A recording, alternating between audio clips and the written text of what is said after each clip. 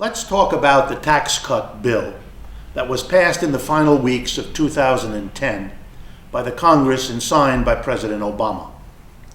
What that bill did was extend the tax cuts that had come down from the Bush administration for at least another couple years. That prevented taxes from rising, that would have automatically risen, not only for average Americans, but for the richest amongst us too. And that was supposed to help the economy because we have an economic crisis and we don't want to withdraw purchasing power from our people by taxing them. In addition, this bill gave businesses further tax cuts and said to the average American, we will reduce the amount we pull out of Social Security, out of your check for Social Security, as well for the entire year 2011. All of this is to stimulate our economy out of the crisis.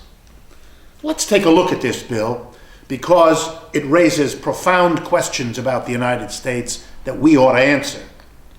First, this bill represents an admission by the government and by our leading politicians of something they try to hide most of the time. The reason you have to keep stimulating the American economy is that all the previous efforts of the government, bailing out the banks, bailing out General Motors, giving away money to all sorts of more or less corrupt institutions that had failed as private enterprises, it didn't work. The earlier stimulus didn't work. That's why we have to keep doing more, because it didn't work.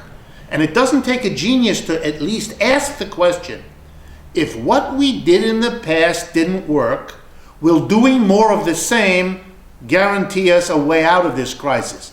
I don't think so. And I think the absence of a real debate in this country about it is not a good sign. Let's go further. Let's ask about what happened here. First, we decided not to tax rich people.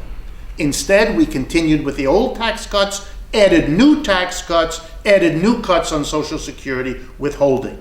All that means is the government has to go further in debt.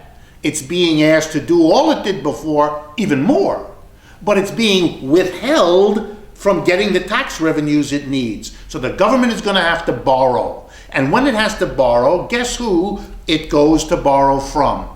The very rich people, the very corporations who will be able to lend to the government because the government didn't tax them. They basically got the best deal imaginable.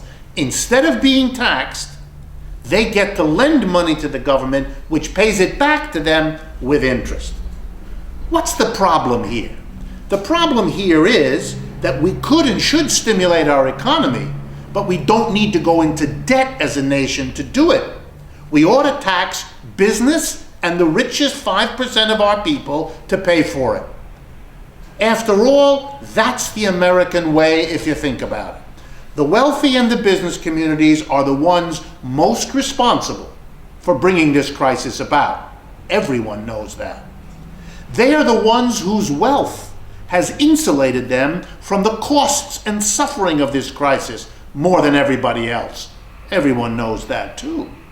And because those are the folks who own the banks and who own the shares traded on the stock market, the last year's recovery of the stock market has meant many of them have recovered from the crisis in a way that the average Americans haven't, which is why we need these stimuluses. They're the most able to pay, they were least hurt by the crisis, they were most responsible for the crisis, and they've enjoyed the greatest recovery. If there was ever an argument that they ought to be made to pay to clean up the crisis they caused, it's now. This tax bill that was passed doesn't do that. It gives them a pass yet again. And it puts the burden of paying for this crisis on the mass of people who will have to cover the government's deficit, rather than putting it where it belongs, on those most able to pay who have been evading their fair share of the responsibility in our society for far too long.